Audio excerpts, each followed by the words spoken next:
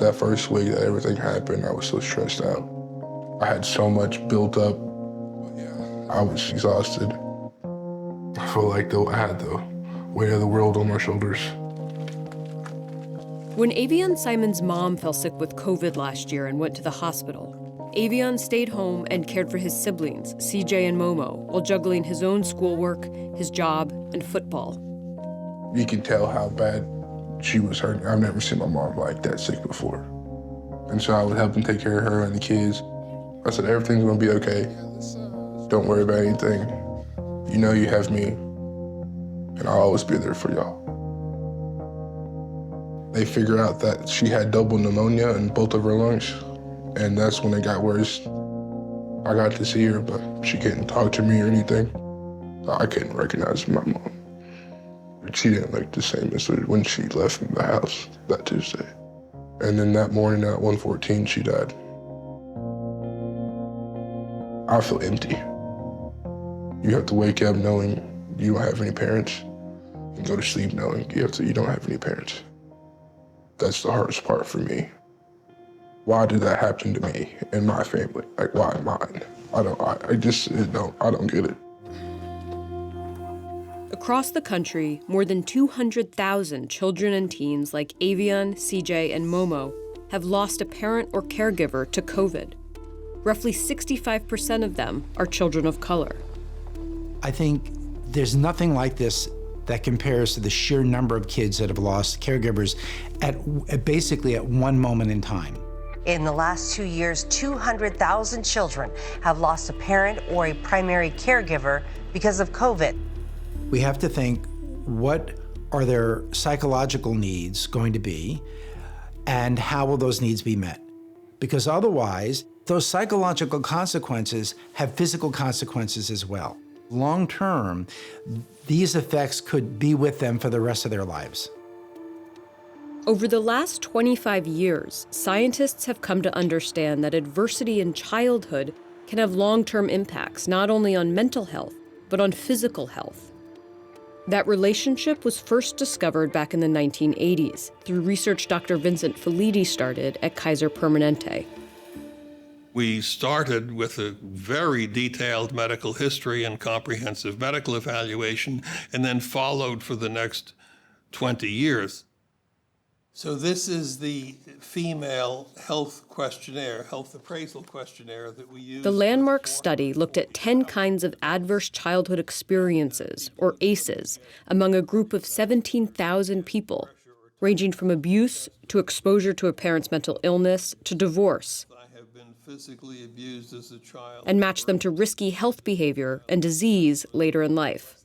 So we were able to look at specific questions like, if a person has any of these adverse childhood experiences, how does that affect the likelihood of their having an autoimmune disease somewhere over the next 20 years, or they're getting cancer over the next 20 years, or becoming diabetic, or becoming chronically depressed, etc.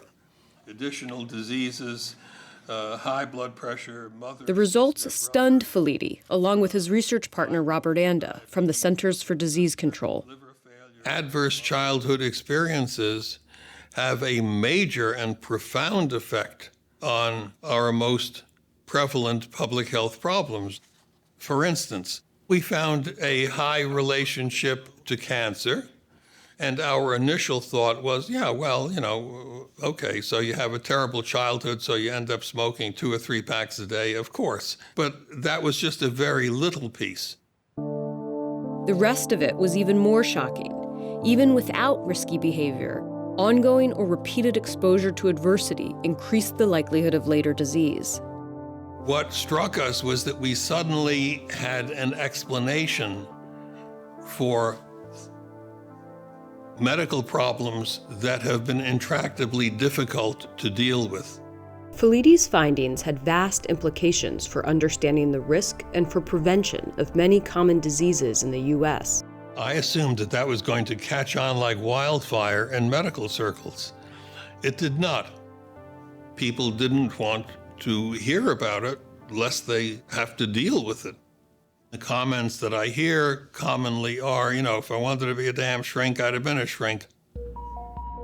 But over the years, the idea that early adversity can lead to disease has firmly taken root, as researchers have made strides in understanding how the brain and the body respond to chronic stress.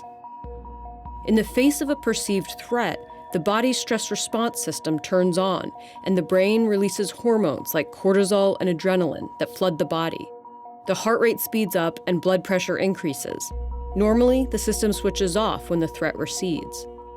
But when those systems are repeatedly left on, they don't shut off, it begins to have a negative impact. It's altering your physiology. Immune systems become weakened, and the likelihood of chronic disease, cancers, and heart disease go way up. Beyond the original 10 ACEs, researchers are exploring whether a wide array of childhood experiences, like poverty, community violence, and racism, can affect the body in the way that abuse or a parent's divorce can. Kids growing up in low-income families are especially vulnerable to toxic stress. Today, that's nearly half the children under 6 in America. When children are regularly exposed to the stress of poverty, violence, and substance abuse, it can have a lasting impact on their mental and physical health. Researchers are also looking at how to turn off or calm down the body's stress response system. There are protective factors and things that we can do to help those children not develop those psychological and physical health consequences. It can sometimes be as simple as creating a supportive environment or providing comfort to a child. The reason this has such a big effect on a child's biological makeup is that easing a child's anxiety, helping them negotiate and manage stress, reduces stress hormones and reduces the physiological consequences of stressful experiences. It kind of calms things down, and as a result, the body doesn't suffer as much.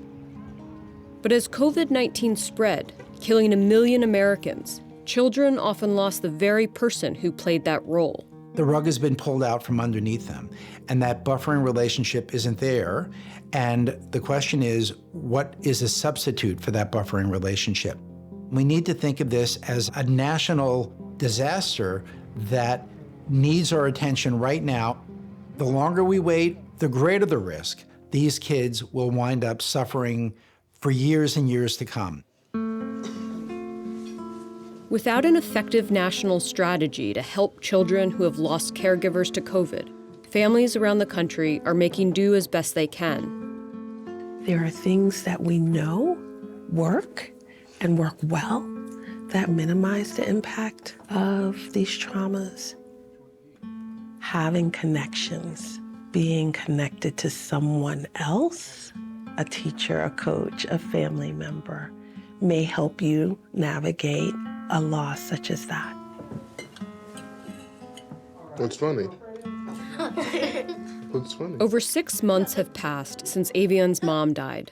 2 years before that, in 2019, Avion's stepfather died. Now, Avion helps care for his siblings, who have moved in with their grandmother. But there wasn't room for Avion, so he lives now with his best friend's family nearby. They're strong and smart babies. But yeah, I have noticed changes in them. Mo, she gets sad sometimes. She'll call me and I'll just talk to her at night. She just says, I miss mama and stuff like that. And I just tell her, I miss her too. And I just talk to her about like how her day went and stuff, get her off the topic and make her like go to sleep. You want salad, bub? I'm fine, thank you. CJ and Momo started seeing a counselor at school who helps them work through their grief. Avion turns to his friends and working out. When I get like really like back to like explode, I just go to the gym and let it out with working out. It's somewhere where I feel safe. Football, it's another getaway place. I can just let loose and I don't have to think about anything. I just play my game and do what I need to do. Avion is going to college next year, fulfilling a dream he and his mother shared.